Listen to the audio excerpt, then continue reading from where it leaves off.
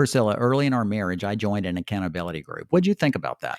I was thrilled because finally Philip is going to get fixed. These guys will help him because I surely can't. So when none of that happened, what'd you think then? I was filled with hopelessness and depression because there's nothing we can do.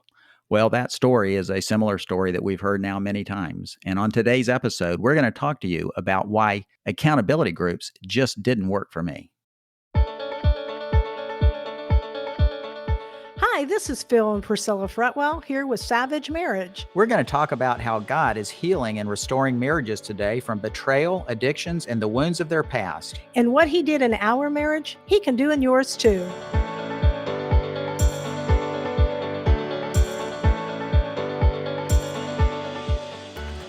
Accountability groups have been kind of like the holy grail for Christian men, that if you're in an accountability group, everything's got to be going well for you. That's right. A lot of people, when you meet them, some guys, especially, it's the guys, will say, yeah, I'm in an accountability group. Like, hey, I got the badge. I got like my Boy Scout badge, right? Okay. I got it. We're in the club. Yeah. So how did that go with you? You were in an accountability, but you had a partner. Yeah. I mean, was it thumbs up or thumbs down? Well, it was kind of a little of both. So here's what I'd say was good. I enjoyed the times. I mean, they were good. They let me release a little pressure, and things like that, become a little bit honest. But as far as if you had to say, did that really move me forward in my healing from all the issues that I'd had? I'd have to say, no, it didn't. I mean, I made some marginal improvement. But it wasn't until I made some substantial changes, not only in my thoughts about accountability, but also just in our relationship in that area, that I really saw things starting to change. I know that I did this, and I believe other women do this. They put a lot of trust in that. Yeah. That the accountability group will take care of my husband. With you, it was that and the counselor. Yeah. The counselor is going to make this right. The accountability group is going to put my husband on a new path. He has people to share, people to put input in his life, and things are going to come out right. So in case there's somebody out there that doesn't really understand the piece on accountability groups, I just want to describe that. I do know that a number of them can be pretty formal with a list of questions that each meeting, there are some rules that are read, then people go around, they answer the questions about whether they've acted out. And the very last question is something like, so have you lied to us about any of the other questions? Of course, if I had, I would never admit it at that point, right? But it can be along those levels of formality. One thing that is interesting, Priscilla, is most of the time when we talk about accountability groups, they're ascribed to men. So I know that, 2/3 of men, Christian men, say they struggle with porn and masturbation, but about 1/3 of the women say that. So why don't we have any women accountability groups? Well, God said to Adam, he needed help. Well, that is true. Not the women. No, I do wish that in my younger years, there had been a group for women who dealt with porn and masturbation, because I was dealing with that. I don't remember anyone ever sharing that. It was a kept secret. And I'm glad that today I have people that I talk to about it. And I don't deal with porn and masturbation anymore. That was a long time ago, but it was so shameful. And I had no one to tell. Yeah. Well, I think many times they look at this whole thing as a man's problem, right? Right. When a woman is dealing with this, it's even more shameful, right? Because this is not supposed to be your problem. Our culture says it's a man's problem, not a woman's. Yeah. Well, I think the other issue too is men have been viewed by this purity culture as almost like wild oxen sexually. They can't restrain themselves, and you got to put them in a group. And when you put them in a group, all these guys working together will help restrain each other. I believe that we have just accepted this as truth, that these men are wild and fierce and they can't control themselves. And it isn't true. There is an aspect that God has put in our spirit that we do have self-control. Yeah, it's a fruit of the Spirit. Correct. It really is. Well, we were on a Family Life Today segment back in March that they aired, and we were with Dave and Ann Wilson. during that conversation with Dave and Ann, this topic on accountability groups came up. You can find this segment at familylife.com, and I believe it aired on March 22nd. We wanted to play about a 4 or 5 minute segment out of that because it addresses this point, and we're going to come back to you after that. And so I go find the best counselor I can absolutely find in town and start setting up appointments, and I was super forthright with them. Looking back on it, I wasn't 100% honest, but I did kind of work the plan through that and went to him for 5.5 years. 5.5 years? Yep. And did you beat it? Well, Priscilla just laughed. Yeah. Well, I guess that's the answer. 5.5 years into this, I'm at his office and I said, hey, let me ask you a question. What do guys do that's got this problem? Do we just go to a counselor the rest of our life? And he said, frankly, Phil, most guys, they get their sin down to a level they think they can manage, and then they just stop. And I said, well, I think I'm there. I think I've got it down to a pretty low level, and I can just manage it. And he goes, all right. And so I stopped going, and I told Priscilla, I said, I think I'm done with this, and we're moving on. And she didn't know much about what was happening at the counselor's office. She really didn't. She wanted to ask questions, but I said, hey, if you keep asking me all these questions, I'm not going to be honest with him if I think I got to tell you everything I'm telling him. So I kind of shut her down and created my own little secret world here with the counselor that she really didn't know much about. You guys, is that pretty typical, do you think, of someone struggling with porn? And it could be men, it could be women.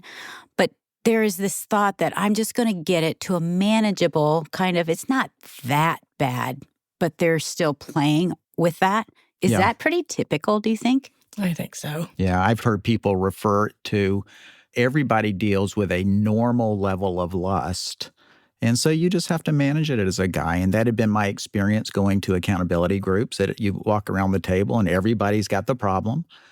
And so, you just kind of manage it. You get through life and everybody else is doing it and it'll be okay. Yeah, I would agree with the guys I've met with over 30 years, 40 years really in ministry. It's that story. It's like if you have a men's group, and I don't know about women's groups. I know there's issues there as well, but I know for men, it would be go around the table.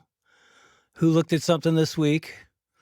3 of the 10 did. The other 7 were good. The next week, the other 7 did and these 3 didn't. So it was like a week or monthly thing, but it wasn't completely gone thing. And it was sort of like, okay, we'll pray for you, quit it, and we'll see you next week. Am I right? Is that sort of what you experienced? Yeah. And we don't press in. And the reason we don't press in is I don't want you to press into me. What do you mean by press in, asking deeper questions? Yeah. Like they said, okay, so, I struggled a little bit last week. Everybody goes, okay, yeah, we struggled.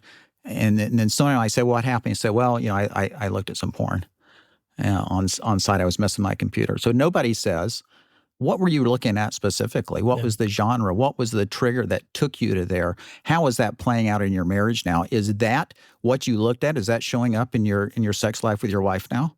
So we never press in deeply. And the reason we don't is we don't want anybody to ask us the questions. Yeah, and I also found that, because we've talked about this a little bit, but when I admitted to my church, early when we started church, that I had struggled with porn, this is 1990, I had guys want to meet with me, and that was their struggle. So they felt like, I can talk to Dave about this. And I learned over hundreds of meetings, and I never told a guy this, but when I listened to their story the first time they met with me, I told Ann, I would never tell her any details, but I say, I met with a guy, and I just started counseling other guys. If somebody comes to you, confess their porn struggle, you can multiply it by 10 or 100. Whatever they're telling you, multiply it times 50. Because they're not going to tell you what's really happening. They're going to say, I struggle with porn this week. Yeah. And nobody asks, well, what's that mean? Well, that's depressing. That's scary. Well, I'm thinking like as a spouse, as a wife, I'm hearing like, what they told you, there's more. It's deeper. There's probably more stuff going on. I'm guessing that's true about any sin, but definitely in this area. It is. It's releasing the pressure like a valve, just enough so that you feel better, that I confess something, and then you shut it, and then you continue on. And rarely do you get to the root. Right. Like, why? are you doing this? That's what you You mean by deal with the pressing in. symptoms, you deal with the behavior, like even sounds like you did with your counselor a little bit. Mm-hmm. But do you ever dig in there and say, what's going on here? Wow, that was a good conversation with Dave and Ann on that. And what's your reaction, Priscilla? Well, that was a real conversation, right? Yeah. Just getting back down to the nitty gritty here. I felt like, Anne, this is depressing. It's depressing to know that men are struggling with this and they're going to accountability groups, but really nothing is being done. It's just a time of sharing. Yeah. Well, if I look back in my groups, not that they weren't beneficial for me in some way, but I've had to look back at it and say, why didn't that result in the healing as advertised? Because that is the go to, Yeah. right? If a guy is struggling, you need an accountability partner. And if you get that, everything's going to be great. And it just didn't work out for me. So we've been thinking about that, and we've come up with 5 different things, at least in my experience, and I would say in the experience of many of the guys that we talk to, that have not worked out well for them. So number 1 is very familiar because we just stated that on the recording with Dave and Ann Wilson, is we don't press into the issue and we don't ask questions. Yeah, you mentioned in there that we just release pressure, and that's very much the way I felt. I would go into a group going, "Oh my gosh, I've got to confess something here to my friend or my friends," and I would just hate myself all the way. But after I've done it, many times they might come back and say, "I understand," or "I've experienced that," or something like that makes me feel just a little bit better, and I feel like the pressure now has declined. Right. I think this is where wives can come in. The accountability group needs to ask, well, have you told your wife? Have you shared this with her? Mm-hmm. Or even like, what kind of genre are you watching? They need to press in. Press in. How often are you doing this? And what triggered you to go look at porn? I mean, something has to be happening inside. Yeah, the typical line of questioning is somebody might say, "I struggled with this."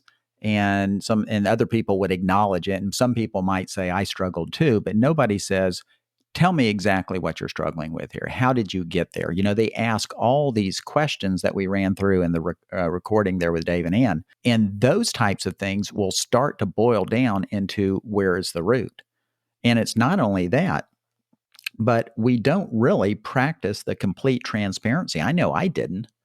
And it's amazing how many times that somebody will call me that's heard about our ministry or read our book, and they'll start going through their own sexual struggles, and they'll say that they're in a accountability group, and I'll ask them, "Have you shared that with the guys in the group?" Most of the time, the question is no, I haven't. And then we get back to why and why not, and all those types of things that come back in there. Yeah, transparency is one of the keys, right? Mm-hmm. To all of this. It's being transparent with your group and then to anyone who asks you a question. When we're in these groups, I think we're concerned about, are these guys going to come back to the group? Let's not make it too hard. Let's not make it too hard because the numbers say I'm successful. Yeah. If the numbers go down, then it's kind of like we only have 2 guys in this group. But in those small groups, you could actually be quite transparent. But we're looking at the numbers of, I hope they come back. Yeah, instead of, are they getting healed? Yeah. Right. Well, the second thing I think that we don't do right is that we don't really define sin correctly. We look at it as outward actions. Most of the time, people will define a failure. They'll say looking at porn or masturbating might be a failure. But if you look at this, you have to back it up. In every single case of an outward manifestation, there is an inward manifestation of sin first, and it's at the point of lust. There's a conception of lust. They talk about this in James, that there's a conception of lust that comes from temptation. So there's a temptation that leads to a conception of lust that then gives birth to sin. We are too late in what we're talking about. We're talking about behaviors where we really need to be talking about what is going on inside of me. What's in your heart? Yeah, because there are people that show up at the group. They have not acted out outwardly, but they are struggling with lust right then, and they've got nothing to report. So what we need to do is focus on not just the outward action, but we need to come back to the root, really what is happening in the heart. because the Bible says that if you look on a woman with lust in your heart, you've committed adultery. It's as if you have done it. And most of these groups are just focusing on what's happened on the outside. And then number 3 would be we become confession partners and not accountability partners. We're constantly wanting to confess to offload this heaviness on our shoulders. Yeah. It's like we're going in with a bunch of priests. What we have to really think about is what are we accountable for? As I just talked about, you got to move the accountability before the acting out. Us going in and confessing a whole bunch of sin that we've already done is going to have limited help. Now, you might say, Phil, but in James, it says that if you confess to one another and pray for each other, you'll get healing. That is true. And that brings up another piece of this. We frequently confess and we don't pray. We don't pray for one another. We just want the healing. There'll be a confession. There'll be a release of pressure. But as far as the ministry through prayer towards one another, it's very perfunctory typically in these groups. Many of them are at lunch and stuff like this, and it's hard to get to that place of really feeling comfortable to pray. But verse in James that talks about if you confess your sins one another and pray for one another, you'll be healed. That's like a 2 pieces of this ticket, right? It's not just the confession, but it's also the prayer. And many times we'll lead this out. In the groups, there probably isn't a time where someone could cry out and say, I want to expose this ugliness that I have participated in, and I hate it, and I want to get rid of it. Does that ever take place in an accountability Not group? ones that I don't know that I've ever heard an earnest plea and a cry out. Sometimes we call that a bondage cry, right? We're crying out because of the bondage. It's like the children of Israel that cried out for their bondage, and it said God heard them and he sent Moses. I don't know that I've ever heard that in a group of guys like that, but that is certainly a really big key. And that brings us to number 4. We do not typically encourage husbands to disclose to their wives what they're dealing with. The person who's most hurt by all this. Yes, we don't. And what winds up happening is we develop more intimate relationships with our band of brothers than we do actually with our wife. And the whole objective here is to get to a place of intimacy with our wife.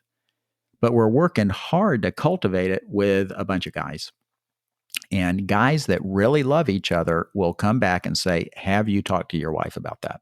Right. I remember in the other podcast you shared about Doug, a friend of ours. Yeah. That you, he called you and you said, I just looked at porn.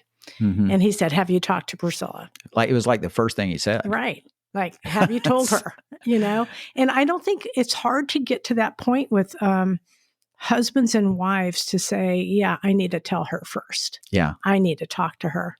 But it's really pressing in and saying, listen, you're not going to get through this unless you talk to your wife because she has the most to lose. Yeah, even that verse, I think, is in Matthew that says, if you come to the altar and you have an offering, leave your offering, and you know that your brother has something against you. You leave it and you go reconcile to your brother. You are taking your confession, your reconciliation back to the person you've offended. And in this relationship, when you've used your body inappropriately, you have offended your spouse because your body belongs to her. And you might say, well, she doesn't know about it, so why am I going to tell her? Then she's really going to be offended. But I think she knows. So she knows. In her spirit, you she knows. You knew. I knew. Even though you didn't know. In your spirit, you knew. Yeah, and I think the wife senses a disconnect. If your wife is saying, "Why can't we connect? Why is it that you don't know me emotionally? Why is it that we just can't seem to get it together?" It's probably because something is happening in there. Now, we know this is a controversial point about bringing your wife into this, and it unfortunately goes back to a scripture that says your wife is a weaker vessel, and people have got that all misconstrued, right? We have looked at that at the beginning, God told Adam he needed help, and if he needed help, he was going to bring a helper to him that was able to help him, and that meant she was going to be strong, and she was going to come in, and it was going to be for Adam's good. But when we do not involve our wife, we do not believe that we actually needed help and that our wife was placed in our life to help us. That's right. And so we hide. I have the privilege of serving with Whatever It Takes Ministries 4 Days to Hope for women. I will tell you, those women who are coaches are strong women. They are actually badass women. And I have never seen this before in my life. A group of women who are in love with Jesus and want to serve him and also want to help women who are struggling, like the wives of these men who are in accountability groups. And they have taken on the coaches, these coaches that I'm speaking of, they have taken this on and they have cut the giant's head off in their marriage. And their marriages have changed. That they're perfect? No, but that there has been a change. And they are walking the road to healing with their husbands. And things have changed because their husbands decided to be transparent to their wives and to disclose everything that they have been involved in. I mean, Priscilla, if I had to pick one thing that we've done lots of stuff here to work through our problems. If I had to pick one thing and say this was a giant change for us, it's this point. Yes, it has been. That I have decided to bring you into a place of intimacy in my life that you will know me and you'll know me for all my flaws and my weaknesses. And as a result, God has used you as a place of grace and mercy and compassion in my life that I never received from all these guys. See, I received some sympathy from these guys. Right. You'll do better next week. Yes. Yeah. You'll do better next week. Right. Yeah. Exactly. But never this place that we were really looking for. Yeah, I believe that too. I believe that this thing of being able to share with your spouse all the junk that you have held on to and be able to see God move in your life is key to a relationship that's thriving. And that brings us to the last point number 5 here. And so what we've typically seen is that many of these accountability groups, and I won't say all, but many of them are kind of a band of brothers. They're struggling peers, and there is really no coach who's a true overcomer. I remember 30 years ago, a friend of mine came to me, and he said he was struggling, and we knew each other from church, and we had gone to lunch, and I liked him, and we were friends as couples, and he came to me and he disclosed to me one day at lunch that he was struggling with masturbation. I was too, but I didn't have as much humility as he did to bring that out and say it. And so he said he wanted to know if I would be an accountability partner for him. I said, of course. Periodically, every month or two, at a lunch, he would say, I need to tell you. Typically, it was at the end of lunch. It wasn't the first thing he said. It was kind of like we're getting ready to go. And he would say, hey, I need to tell you that I masturbated the other day. And I would say, okay, well, hey, thank you for telling me. I think that's really great. But, I'll pray for you and just trust God that'll, I said something very religious, I'm sure. Because that's your religious days. I said something very religious with no self-disclosure is probably what I did. And that's the way it went. And he didn't get any better.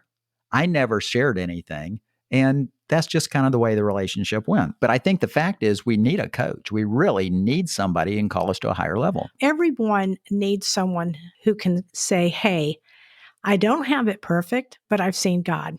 Yeah. I've seen God move in my life in this way. And I can testify to what he's done. We've been using this word accountability. I don't think it's the right word. I think it's really discipleship. But see, that word is not very popular today. It's religious. It has a religious content. Yeah, it does. It sounds religious. People don't like to use it. But there are other words that are very popular today, like coaching or mentoring. And I think those also describe a relationship that can be helpful. Last week I played golf with a friend of mine, and he's a former professional golfer. We were just playing 9 holes, but I shot 3 pars, and that's not me. No, that's not. That's a miracle. It was a miracle for you. Supernatural miracle of God. And afterwards, he sent me this text, and he said, man, you were really great. That your putting was crazy, And I replied, and I said, hey, you called me to a higher level. And I will tell you, just like he called me to a higher level, and I was trying to imitate the way he was swinging and playing golf, the Apostle Paul called on people to imitate him. And I just want to read a few of these verses here. So Philippians 3:17, brothers, join in imitating me and keep your eyes on those who walk according to the example you have in us. And also 1 Corinthians 4:16, therefore I urge you to imitate me. And 1 Corinthians 11:1, you are to imitate me just as I imitate Christ. And then again, Philippians 4:9, whatever you have learned or received or heard from me or seen in me, put it into practice. And 1 Peter 5:3, be examples to the flock. These are all examples of how you need a coach. Yeah. It is an imitate me. What has this person done that I could do? I think what happens in many of these groups is that they are all struggling peers. Many of the guys that we deal with that are dealing with unwanted sexual behavior, they have accountability groups. And I'll ask them, so who's the coach? And sometimes they'll say, well, I'm the coach. And I know that they're struggling, right? So it's the blind leading a blind, and you both fall into a pit. And so that's what's happening in many of these groups. There is a basic issue on this accountability. And that accountability really only exists when there's been an exchange of value. Now, you might say, Phil, what in the world are you talking about? So let me run through some examples here with you. So when you get hired by a boss is paying you, you are accountable to that boss because he is giving you something of value. Or if you rented something or borrowed something, borrow your neighbor's car, you're accountable to your neighbor. Or children are accountable to their parents because their parents are taking care of them. Or even in marriage, right? We're accountable towards one another because we have given each other ourselves, our lives, our own bodies, right? It says, I don't own my body, but my wife does. The wife doesn't own her body, but the husband does. That's 1 Corinthians 7:4. When we have an accountability group, there's no exchange of value. No. I mean, there's no accountability and there's nothing of value. It's just you come and share a little bit and you walk out. And that's the reason people can be in these groups and not feel any remorse about not being transparent. Right. Because they don't really owe each other true accountability. There is no exchange of value. Well, also, there's not a sense of what I have been doing has been so damaging, not only to themselves, but to the people around them. Right. They don't see their actions as being detrimental to everyone. No, because everybody's doing it, and it's just like, okay, all right, well. And their actions haven't hurt the people around the table. No. Yeah. So you don't really see the impact of your offense like you would if you shared that with your wife or your husband, right? Is it bad to have groups of guys meeting? I think of this, right?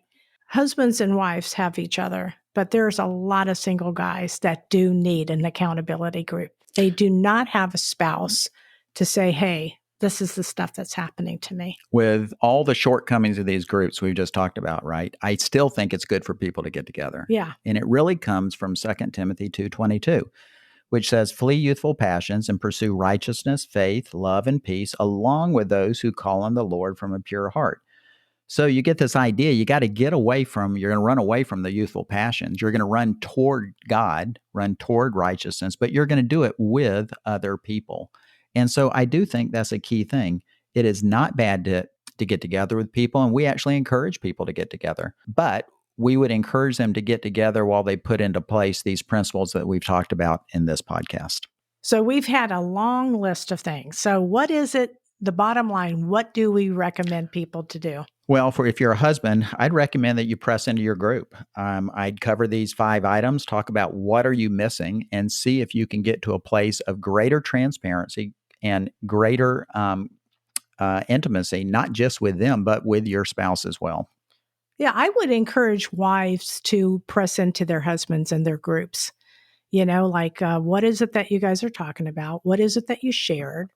What have the men told you? How have they encouraged you in the steps? I would actually want to know, what is happening in that group? What is being shared by you? I don't need to know everybody else's story. Right. I want to know your story. Well, that's the pushback from a guy. They'll say, we have taken a sworn secret pledge, right? That we cannot tell anybody what happens in the group. So I don't care what happens to them. Yeah, it's you. Yeah. I want to know you. Yes. And as husbands and wives, we should be able to share that. The other thing we'd encourage people to do is if you've thought about your group and you say, we don't have a coach or a mentor, we'd encourage you to look for one. Pray, ask around, ask God for one, and find another group maybe. And God will lead you into this. It is something He wants you to have. Begin to see your spouse as the one you really, really want to have an accountability with. You know, like we stated before, this has been life-changing for you and I. Knowing your spouse and being intimate and knowing them fully, everything, past, present, then it brings you to a place that you're going on a different road you're going forward. And Priscilla, I will say that when I brought you in as my, quotes, accountability partner, that's not where you stayed, because what happened is that then created the steps for you to become a battle partner for me, and that has made all the difference in my life. This is Phil and Priscilla Fretwell. Thanks for listening. Our book, Savage Marriage: Triumph Over Betrayal and Sexual Addiction, is now available on Amazon. Follow us on Facebook and Instagram at Savage Marriage Ministries. Also, join our Savage Marriage community at savagemarriageministries.com. And remember, it's God who is at work in your savage adventure.